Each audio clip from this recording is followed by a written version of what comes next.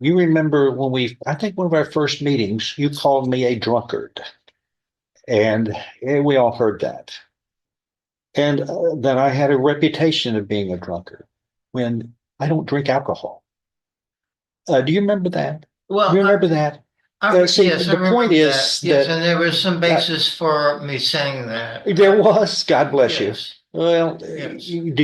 were you mistaking me for somebody else? No, no, Oh, oh, okay. Well, no. okay. 24 CR 2416 is called. Cheler Clark, that's you? Yes, sir. Mr. West is your attorney and the state's attorney. You were charged with the state jail felony of driving while intoxicated with a child passenger, which carries with it up to 2 years in the state jail if convicted. Tell me about your bond here. What conditions of bond do you have? You had to post a bond of how much? 4,000. 4,000. Uh-huh. Uh, what else do you have? Are there any conditions on the bond? Bond's because we got to do things. No, the only thing that I did was take like classes that You drive a car? no, I don't have one now. Okay. Because you can't operate a motor vehicle without an interlock device. If you did, found out your bond would be revoked, you'd sit in jail until this is all over. That's fact. You can't touch a motor vehicle without an interlock device. So Okay. Just to clear what he said. Okay. I mean, it's drive it out. Not it's the way it is. It's safety. You know, what was the blood specimen result? 0.189. Okay, that's twice the legal limit. Over twice the legal limit. What are we going to do today? Your Honor, we need some time to watch the video and go over to discovery. This is our initial. Is 4 weeks good? That would be a great. So announcement in 4 weeks. Please give respect. Okay? Okay. You, Miss LaFleur? You have to speak out. Yes. Tell us how do you pronounce your first name? I'm sorry. Curry. Okay, but how do you spell it? H-E-R-A-K. Okay, so the A sounds like an E. Yeah. Yeah, the second syllable. Oh, okay. Okay, makes you unique. Charged with state jail felony of driving while intoxicated with a child under 15, which carries with it up to 2 years in a state jail if convicted. You understand? Speak out. Doesn't Yes, do it. Taking down the. All right. Yes, sir. What about your bond conditions? What are your bond conditions? Do you still operate a motor vehicle or not? No, I just. Well, whether you have one or not, you can't even get in one and drive. Yes. If it's a friend or family member, unless you have an interlock device in your vehicle. If we caught you doing that, you'd go to jail and stay there until this can be resolved. Do you understand? Yes. And also on this, that's no way to dress in this courtroom. You don't bring a sign in. I don't care what point you're making.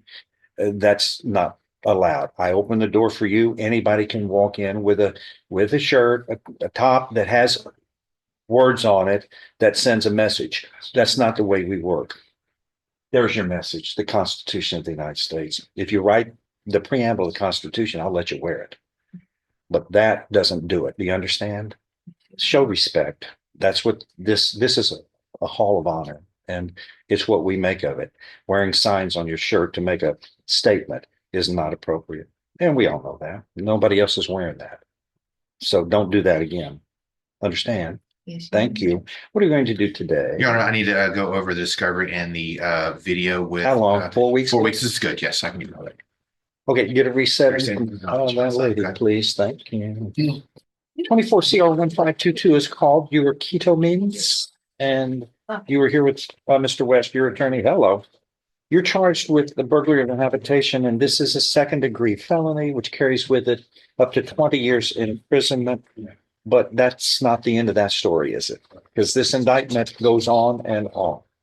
We see a conviction in 1999 in this court before I was even a child. I was a child. Well, in 1999, before I got here, illegal possession of controlled substances, second-degree felony. After that became final. You committed the offense of illegal possession of a controlled substance, was convicted of that in 2007. After that became final. All the rest of them are 2007 convictions. Judge. After the first one became final, you also were convicted of a third assault on a family member and illegal possession, and an additional illegal possession of a controlled substance in 2007. The point being is what this means is anytime you commit an offense above a state jail felony, a felony offense, you are looking at a minimum of 25 years in prison. Do you understand? Like you are today. This burglary, because of your prior convictions, it's starting at 25 years minimum to life. What are we going to do, Mr. Williams? Yeah, this is initial. I need a chance to go over everything with Mr. My client here, and we need about 4 weeks to go over the discovery. Today's the first time I've met Mr. Means, so I need to sit down in my office and talk to him. What are your conditions of bond, sir? Sir, What are your conditions of bond? I had bonded out on a $15,000 bond, What else? and that's it. I have to. Oh, no, that's not it. I have to call in on Mondays, What else? and I have to pay $100 every month. Okay, all of that are your obligations to your bonding company. What other conditions of bond that you must face that the courts, the felony courts have ordered in all felony cases? It's posted and your bondsman tells you what they are. Number one is don't commit another crime. Oh, while I'm out of bond, yes, sir. The next one is don't have any contact with the victim. Okay. Do you have any contact with the victim? No, Who is the victim? It used to be my neighbor before they were evicted. You can't have any contact with them. Haven't. And that's for everybody charged with a crime in this court. Yeah, I find out you're trying to contact the victim, which happens too often, then your bond is pulled and you sit it out in jail until we can figure out what's going to happen. Do you understand? Yes, sir. You need to read it. It's posted on the wall right in that hallway, and that is applicable to everybody. And your bondsman, good bondsman, and the ones I know about that do bonding in this county do a good job. They give you the list of the bond conditions, and you have to follow them. They're supposed to go over them with you so that you know what they are. But you're held accountable whether they tell you or not, because it's posted on a public setting here in the courthouse. You're held accountable to knowing what they are. And I'm looking, sir, at your criminal history, which goes back to 1996. And here we are in 2025. That's 30 years of criminality. And actually, you're not that old. So you started out when you were 19, committing crimes, and here you are today. And we're back. 40 years later, 30 years later, and we're still in court. Looking for the bonding. They generally put them in here, but they don't have to. The bonding company is always answerable to us. Who's your bondsman? I can't tell. Bill America. Bell America. They don't have the name on here. That's the people who are signing. I don't recognize these names. They should have given, if they didn't, it doesn't matter. It's posted. You're held accountable to knowing what the conditions are, but make sure you don't violate them, because ignorance is not an excuse. You know, it's because I didn't know. That doesn't work. The bondsman didn't tell me. That doesn't work because it's posted. What they're supposed to do is remind you, but you have to know about it. We're going to reset this 4 Yes, sir. weeks, get a resetting. 24 CR 1689 is called the state of Texas versus Spencer James Patri. That's you? Yes. Okay. Mr. West is your attorney, right? You recognize him? No, we haven't met. Actually, not yet. Really? Yeah, I called earlier to him, and he must have been somewhere. You're charged here with this second-degree felony of burglary of a habitation. Also, the indictment shows a prior conviction in 2020 out of Haskell County, Texas. What's this? The county seat of Haskell County. I just know it's up north of Abilene, How far north? It is 90 minutes. Okay, it's, Abilene has its own county. Yeah, Taylor County. Is Taylor County? Yes. That's in Abilene. Yes. The county seat of Haskell County is Haskell. Oh, is it? Okay. I just looked it up. Really? I'll be darned. I must say, that must be one of those way up in the panhandle. It is. And there's what, 3 people there and 2 dogs? Well, the population of Haskell, according to the internet here, is 3,000 people. 3,000. 3,089, but yeah. I'll be darned. So yes, small town. Okay. This prior conviction of a prohibited substance in a correctional facility, which is interesting. You got prohibited substance in a correctional facility. Question is, why were you in a correctional facility to begin with? Was that, were you arrested for something? I gave a girl a ride to the jail. Okay, so you were arrested and in the jail, they found some stuff you shouldn't have had. You were found guilty of that, a 3rd-degree felony. Then now you have a 2nd-degree felony. But this carries with it a 2nd-degree felony generally up to 20 years in prison. But with this prior conviction, it gets enhanced 1 level. You pay for the mistake you make, the crime you commit, plus your criminal history. Right. That's added in the equation. So you are, the 2nd-degree felony gets bumped up to a 1st-degree felony. So you're actually looking, if all of this is true, you're looking at no less than 5, no more than life in prison and up to $10,000 fine. Serious. Right. All right. What are we going to do today? Okay. We're going to need some time to look at the discovery, go over everything and figure out what's going on here. If we could get about 4 weeks, so I can do that. Okay. I'm looking at this probable cause affidavit. Once again, you were here when I talked to the other person. Do you know the victim here? Yeah, I'm engaged to her granddaughter. You can't have any contact with her. I haven't contacted her. I don't contact, you can't contact, nor anyone on your behalf contact this person. I find out, you'll be in jail, sitting this thing out until we can resolve it. Don't interrupt me while we speak. Oh, yes, sir. Hey, here's one. This lady has to take everything down. The court reporter and the Supreme Court of Texas says if she can't do her job, somebody gets in trouble in the courtroom, which means if you speak over the court, then she can't take it down. And then one of us is going to get in trouble. Guess who it'd be? The interrupter, Yes, sir. the person who interrupts. Let me speak, then you have a chance to be heard. The point I'm addressing, you're on notice. I find out because a condition of bond, like we talked about, you can't contact the victim or nor anyone on your behalf. And it happens too often here. So I can't believe it's not butter looking at me like that. It happens all the time here. And the people, when I find out they get revoked, that's what happens. They go to jail. I'd rather not that happen. Yes, sir. So follow the rules. And when they have a relationship, it always seems to happen. They can't help themselves. But you've been charged by a grand jury, which means now other people are kind of in your life. And you have to follow the rules or else you go to prison. So jail first. So follow the rules. I don't want to find out anybody's getting pressured who are victims in cases from the defendant or anyone on their behalf. That's forbidden, and it has a lot of consequences that are adverse to the defendant. Okay, Yes, sir. follow the rules. Get a resetting. 23 CR 1439, the state of Texas versus John Walker Bordash Jr., who is present with his attorney, Mr. West, and the state's attorney. And the court had earlier ordered, I think, agreed in an agreement by all parties that the defendant undergo an examination for competency. Dr. Ed Rapond, licensed psychiatrist, was appointed to handle this matter, and we have received a report dated February 3rd, 2025, with his analysis. And the parties had an opportunity to review it, state and defense. Yes, Your Honor. Yes, Your Honor. I'm going to identify and describe this as court's exhibit number 1 on this docket on this date.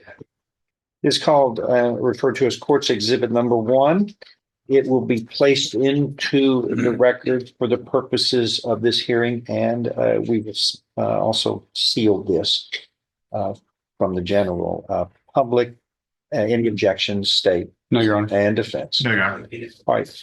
Is there anything anyone wants to add from the state on this matter No, in Your Honor. this hearing? What about you, Mr. No, Your West? Nothing to add? Mr. Bordash, you're a PhD, so Yes. you've earned being called a doctor. Have you had a chance to review this with Mr. West? No. The report? You have to look at it real quick. We now call cause number 23 CR 1439, the state of Texas versus John Walter Bordash Jr.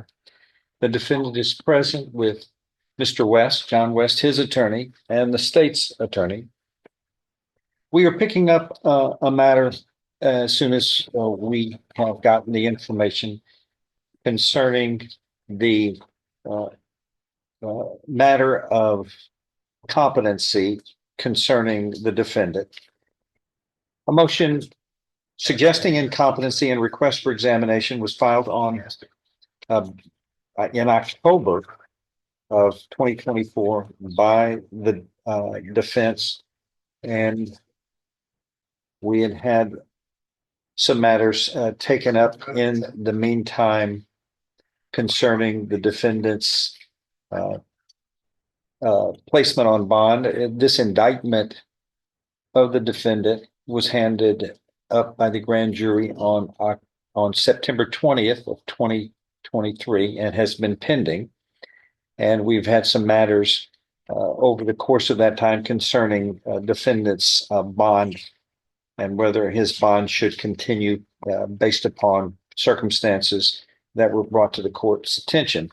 Then the defendant was placed on bond, and then later his bond was revoked by this court upon a hearing determining that the bond conditions were not being met properly by the defendant. A motion suggesting incompetency and request for examination was filed again in October of 2024. The court ordered Dr. Ed Grapan, licensed psychiatrist, to conduct an analysis and evaluation of the defendant. That was done. We have received Dr. Grapan's report dated February 3rd of 2024, and the court has given copies of this to the state and to the defense. I am, for this particular hearing, calling this and marking it Court's Exhibit Number 1 on today's date, February 6th, 2025. In this cause number, it will be made a part of the record for proper purposes on any issues involving this particular matter. Any objection by the parties? No State and defense? No objection, Your Honor. objection. It is made a part of the record and it will be sealed. And only information will only be disclosed to the necessary parties, that would be people who are treating the defendant, or for the parties as necessary for legal matters that may arise in this case. So, in summary, upon evaluation, Dr. Grapan's report includes information about Dr. Ed Grapan, where Dr. Grapan is a licensed psychiatrist. This court is well informed of. I believe I first met Dr. Grapan when he was brought into the James Byrd murder cases that this judge was part of the prosecution of in 1998, and Dr. Grapan analyzed defendants and testified during that trial for issues that came about during the sentencing of the defendants. So the court has known him since 1998 and known Dr. Grapan to be a highly qualified man. and has his medical doctorate in psychiatry and has evaluated countless individuals in his civil practice and in criminal cases here in these courts in Jefferson County for decades. And his reputation is pristine on his abilities and his competency in doing his job. He has prepared a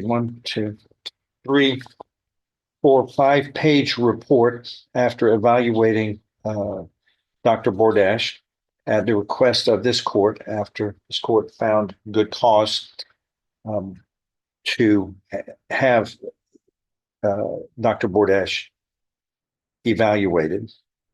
And it has been made a part of this record as Court's Exhibit 1 for this hearing and any other purposes that are relevant to the defendant's competency. And within the report, the doctor details his interaction and his speaking with the defendant and deems that the defendant is quite apparent that Dr. Bordash demonstrates significant paranoia, particularly in regard to the legal system. His judgment is impaired. His insight is almost nil. He is diagnosed by Dr. Gripan with delusional disorder, non-bizarre. As to competency, the defendant is not competent at this time to proceed to a resolution of his legal issues. He does not possess in his current state the ability to communicate with his attorney with a reasonable degree of rational understanding in the preparation of any defense. The defendant is mentally ill by definition. He would require involuntary psychiatric treatment intervention for restoration of competency. He has no insight into his condition and adamantly believes he is being victimized by this situation and the legal proceedings surrounding it. It is very unlikely that he will accept that he is operating under a totally false belief system. He states repeatedly he is the victim of electronic harassment perpetrated by his neighbors. And when asked about any of his legal difficulty, according to Dr. Gripan, the defendant gives a very paranoid and/or delusional explanation for the total scenario. All right. Then the final determination is that the defendant is mentally ill, is incompetent, and needs a hospital treatment, inpatient treatment at a proper facility of the state, with our hope of him gaining competency to stand trial in this case. Anything the state wants to add to this report? No, Your Honor. What about the defense? I do not, Your Honor. However, my client has reviewed this report and does not agree with the report. Okay. And didn't want to address the court. But I will stand by the report. I'm the one that requested the competency in the first place, so I don't believe it's competent. So I believe the doctor's suggestion is correct, but my client does want to address the court. Okay. Is that right, Dr. Bordash? You want to make a statement? Yes, Raise your right hand. Do you solemnly swear or affirm any statement you make will be the truth, the whole truth, and nothing but the truth, so help you God? yes. All right, lower your hand. I think you marked, I gave Mr. West a copy of this. You marked on that document. It's a duplicate. It's a duplicate of a true and accurate copy of what the court received from Dr. Ed Gripan, and I marked that as Court's Exhibit number 1 that you referred to and make notes. I didn't read your notes, but you can refer to those as necessary if you wish, and that's for you and your attorney to have. Go ahead. What would you like to add, sir? Oh, well, Dr. Gripan says I performed a standard psychiatric interview with the formulation of a formal mental status exam. No, he did not. I was not given the mini mental status exam, MMSE. and the Montreal Cognitive Assessment, also called the MOCA for short. And page 2, I guess he, John. third sentence from the bottom. It says he denies a history of mental health treatment, but has for a number of years been under the care of local psychiatrists for a diagnosis of narcolepsy, for which he takes Adderall on a daily basis.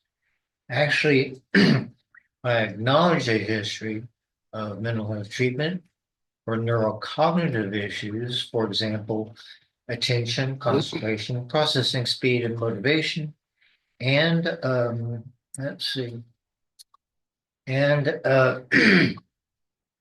has been for a number of years under the care of a local psychiatrist and some in Houston for diagnosis of HIV-associated neurocognitive disorder and narcolepsy, for which I take Adderall on a daily basis. But it also helps with trigeminal neuropathy. Second, the next sentence, he does report that he has had essentially annual neuropsychological evaluations done over the past 10 years because of concerns about cognitive issues. That is true. However, it is because that I've been conscientious of ethics issues pertaining to competency for a long time because of my condition. And I have volunteered to undergo neuropsychological evaluations on an annual basis to confirm that I can continue to work on a part-time basis. For this reason, I've been showing conscientious. I've been very conscientious about the ethical issues of competency. And I have been having Dr. Mario DeLay, Methodist Hospital in Houston, in the medical center, conduct these evaluations since 2011. Next page. Dr. Grapon says he reported that the date of his next examination was due to be at the end of January 2025. Yes. And a neurology consult was also set up by me for January 20th, 2025 at 3 p.m. with Dr. Mary Bo, B.O., MD. Let's see. The sixth sentence down. Apparently, this involves some interactions between he and the neighbor, which he seems to have generated by his delusional belief that they are somehow adversely affecting him through electromagnetic waves. Now, my response is, whereas I acknowledge that in the past, patients were at one time considered delusional when they made these kinds of remarks, recent research over the past 10 to 15 years would suggest that there is some scientific validity to these claims. And certainly the World Health Organization has adopted electromagnetic hypersensitivity syndrome as part of the ICD-10 diagnostic code book. The next one is, let's see, where it says affect is generally appropriate, although he has a number of somewhat paranoid ideas in regards to the legal system, the reason for he is in current legal difficulty, etc., etc., etc. Actually, no, I have reservations, not paranoid ideas. And the next one is he has a fixed delusional system in regard to what he feels are health-related problems that he is having because he is absolutely convinced that his neighbors are poisoning with microwaves from their home to his residence. No, I'm able to distinguish when symptoms of microwaving are occurring and when they are not, and to discriminate between who is most likely to engage in such deadly conduct. The next one is, he basically told me that he has had some type of device which would read the stream of these electronic impulses, and he could determine that they were coming from the neighbor's residence. It's really kind of, well, not specific enough. Actually, on, any kind of cell phone device, you can download applications that are written specifically to, detect electromagnetic waves and their strength.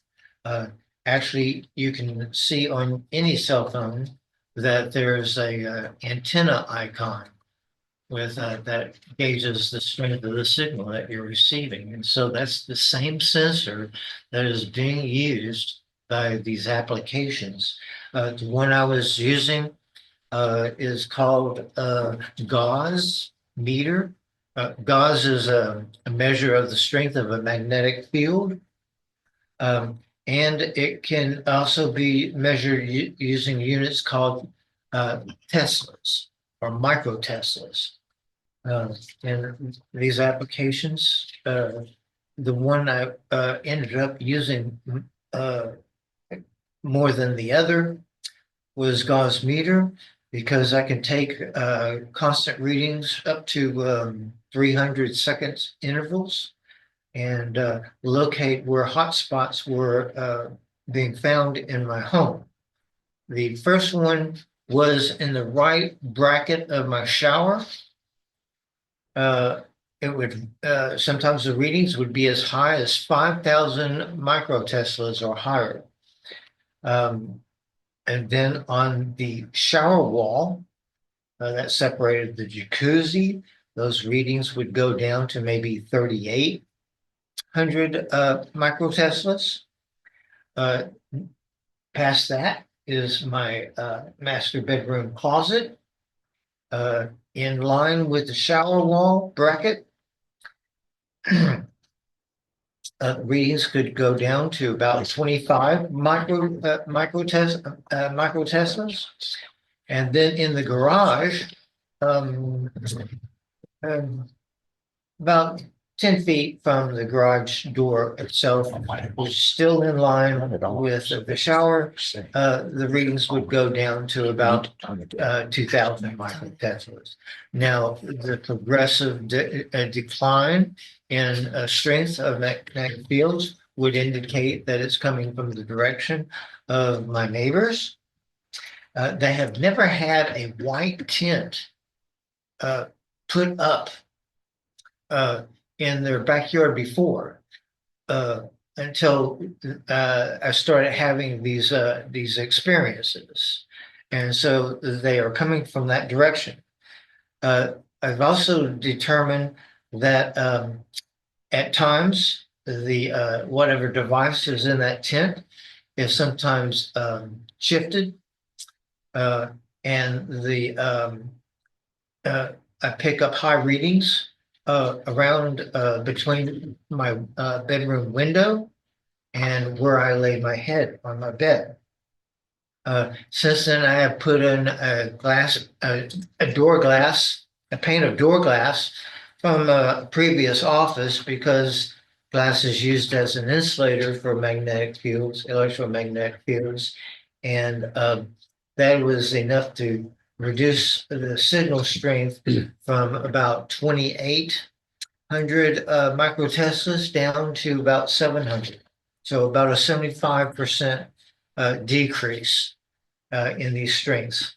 I've also put, jugs of water, to, try to absorb the rest of the microwaving.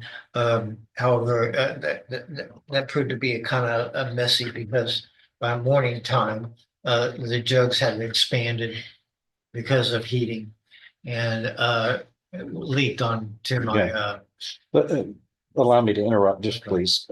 I think I understand. You are in more detail, but repeating what you had earlier toward the court before in previous hearings on this matter.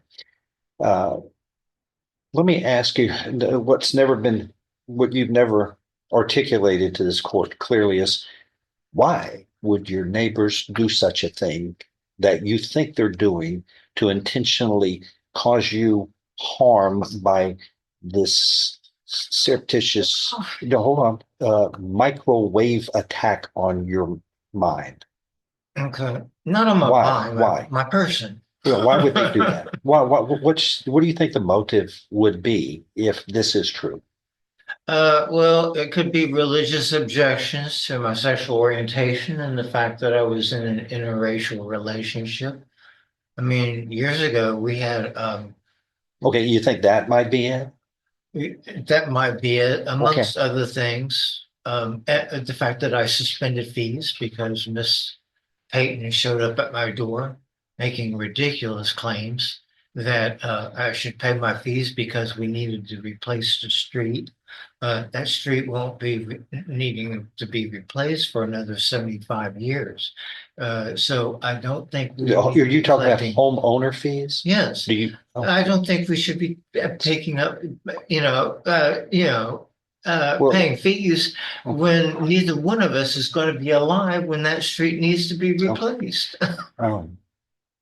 What else do you think? What else? And the fact that, whenever we had a homeowners association, which I have not been invited to for ever since Mr. Warren, Vanessa Yates moved into my home, a gentleman of color with whom I had a relationship for about 25 years, and lost him to a number of factors that were Is there any? terribly heartbreaking. Okay. And Otherwise, anyway, otherwise, we back used to- to have But we used to have lawn care service that was provided by a black owned a company. Okay, and they did a good job. That all changed when because Miss Payton and Mr. Payton are very prejudiced individuals. Okay. Okay. They had All right. a robust gentleman from LaBelle, by the name of Kane, provide yard care service until I raised the issue with the fact that he kept raising fuel cost. But when I looked at a graph provided with about the cost of fuel over a 10-year period, it was pretty much no, it was Okay. erratic. But it Well, was you made also you've made, I think, I understand your point. Is there anything else you want to add? with regards to Dr. Rapon's report? Yes, sir. Okay, yes. This is the focus I'm going of to where we are. keep going. Um, let's see. He will admit there is no medical provider who has supported his opinion, and that that is the basis of his alleged medical problems. Actually, I would rewrite that as he will admit that there is no medical provider who has validated his hypothesis that is about symptoms that have experienced that are specific to electromagnetic hypersensitivity, hypersensitive syndrome. I understand the need for independent third-party validation to my claims. Okay. And then the next sentence, apparently. I know what he's saying. I've read it on numerous sites. It's in the record. We're taking time up just repeating what's been said. I just want to know what you want to add that's not duplicative of what he has okay. already Well, stated. I've had a Latino tile worker notice a difference in the EMF readings I was getting on my cell phone after he removed a mesh work that was under the jacuzzi bench. Okay, so he's seen that for himself. I acknowledge myself that in the past others have been described as delusional, but I possess the research skills to use appropriately designed applications to measure electromagnetic flux in the environment, take repeated measures that are reliable and concentrated in areas of my home, and to determine the direction of the source by the strength of the signals. I don't know if his wife is directly involved. I think it's more Mr. Payton and their yard man. They feed into one another. And certainly the yard man feeds into Miss Payton, particularly while Mr. Payton is not around. Okay. You've expressed that some times before. What else, sir? We need to conclude this hearing and move forward. I'm able to, okay. And I would not say so much that they are producing some type of electronic signal that is causing me various symptoms. They're generating these microwaves that are inducing symptoms separate from symptoms associated with HIV-associated neurocognitive disorder. So I'm able to distinguish that there is two issues. And let's see, by a process of reasoning called convergent validity. Okay. Okay. Uh, What else? Also, that these experiences are not present when I'm in other locales because of a lack of exposure to electromagnetic flux. Okay. So I do not think my judgment is impaired. However, a person exposed to these inductions can be under a great deal of emotional stress, such that, one might be desperate to stop them. I'm not keen on reacting or responding to any aggression that is shown towards me. Instead, I think of ways to arrest them so that people just expend their energies for nothing at all. They're not reinforced for Okay. them, and I'm not faulted for responding to them. All right. And one of the ways is that I've bought 20 to 40 yards of Faraday fabric, which is fabric infused with copper and nickel particles that reduce the entry or the strength of electromagnetic waves into my home. Okay. And they have been exceedingly Okay. successful in doing so. You made that point. Conclude, please. Thank you. Okay. I would take issue that that I can't provide a rationale for my experiences that can be validated independently, and that I do not. I'm not mentally ill in the sense that I have an emotional or affective disorder, but rather I have neurocognitive deficits that are consistent with the dopaminergic reward system in the brain and its purpose. Okay. I am willing to accept voluntary psychiatric admission to Methodist Hospital under the care of Dr. Vo and Dr. DeLay. I do have insight into my condition. In fact, because a PhD teaches MDs, I often educate them about my condition, and I can provide research reports to back up my opinions. So I suppose that's by and large everything I could Okay. add. All right. The court,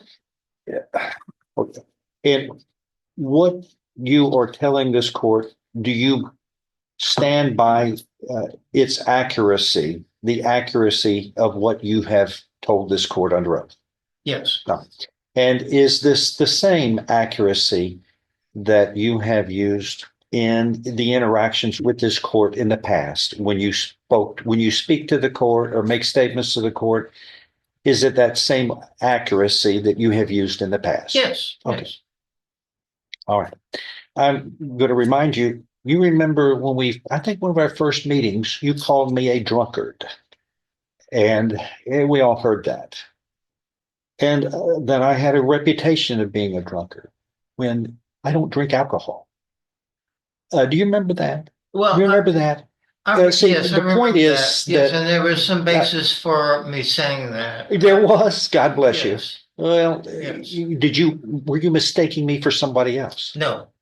Oh, okay. Well, okay.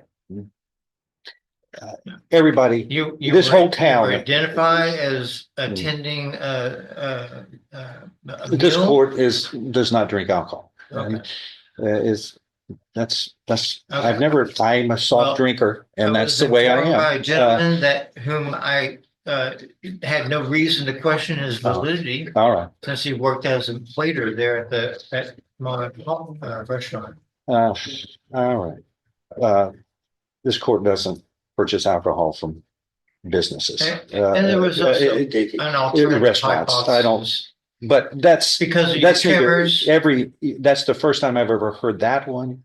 But in this job, this court is not surprised of what can be said, but it's what is supported. Well, have you taken medication before?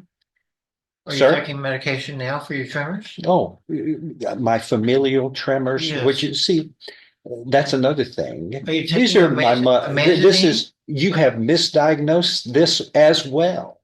Yes, everybody knows that this court has what's called familial tremors. I got it from my mother. My mother had it, and so it was passed on. I But understand. I also have am an artist. I'm able to control those, and no, I don't even take medicine for it. I've only had it my whole life, uh, and it has not affected anything to do with with my ability to think, function, and I that's you and I are completely different, sir. This is apples and oranges, what we're talking about. And this court has there's been never been a question about this court's competency, nor a question of this court's ability to conduct myself physically. And I actually still run in the 10K whenever I can. I think it's pretty good.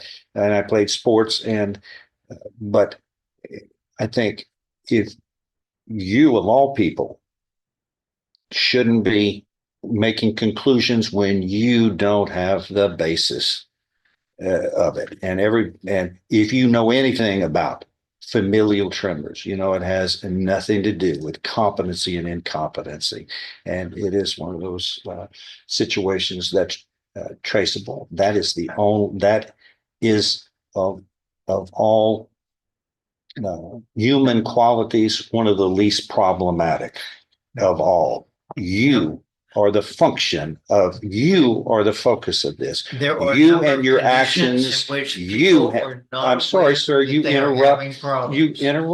you interrupt, and we can't both speak when this court reporter is taking down. I've really had to scold people in the past, but I shouldn't be scolding somebody like you, except I've come to know enough hearings that you want to control every hearing. You want it on your terms. And the fact of the matter is, you were indicted by a grand jury. You have had hearings here where this court allowed you to post bond, and then you violated your bond conditions. And then uh, the statements you have made, not only at this court about alcohol abuse, God, my goodness, everybody knows differently. And then you attribute that as familial tremors caused by alcohol inducement. That's bizarre. You know it, and I know it. You just don't have the basis of connecting that a physician should have in any education that you have had up to this point on making a diagnosis of bizarre terms like you have made. But the point is you when you're here, you say things that roll the eyes of everyone. You accused your neighbors of attempting to harm, deliberately trying to harm you by using microwave energy with little or no basis. The rules of law will apply, as they should in all cases here. Chapter 46B of the Texas Code of Criminal Procedure deals with incompetency to stand trial. Under 46B.004, the issue of competency to stand trial was raised, and it was suggested by your attorney on your behalf. The court ordered an analysis to be made by a competent physician, doctor of psychiatrist, Dr. Ed Rapine. He was an expert under 46B.022 who examined you, filed his report under Article 46B.025, and his report states that you are incompetent to stand trial and proceed to a resolution of your legal issues, that you are mentally ill. And from testimony of the neighbors, they fear for their safety because of the actions you have taken in your bizarre response to your theory that the neighbors are conspiring to harm you with electromagnetic energy. The law places the burden of the trial court to conduct the informal inquiry that this court has done, and that resulted in the ordering of the examination on competency. Some evidence standard is met, and this to proceed to the competency issue, there is a bona fide doubt standard for determining whether there should be an inquiry that this court reasoned was valid, and that the court may make an initial determination of your competency to determine whether examination should be made not only based upon the court's own observations, but other information the court may receive in its hearings, and may make a determination on competency based not only on the court's own observations, but also with a psychiatrist's report as been submitted in this case. Thus, the issue of competency is before this court, and this court deems that the evidence supports fully that the defendant is incompetent to stand trial and is unlikely to be restored to competency in the foreseeable future, based upon the information from previous hearings, and then most importantly, the evidence submitted from court's exhibit number 1, admitted without objection, Dr. Edward Pond's report, and the other statements, bizarre statements that are being expressed by this defendant. So, Dr. Bordash, the court will deem you at this time to be medically deemed incompetent. We are going to transfer you to the proper state medical facility, where treatment will be made for you, and that you will hopefully cooperate in that treatment. And our whole hope is that one day soon, hopefully, that competency will be restored to you. And this court will sign the appropriate orders to ensure that that shall be accomplished. Anything else to be added by the state? No, Your Honor. Added by the defense? No.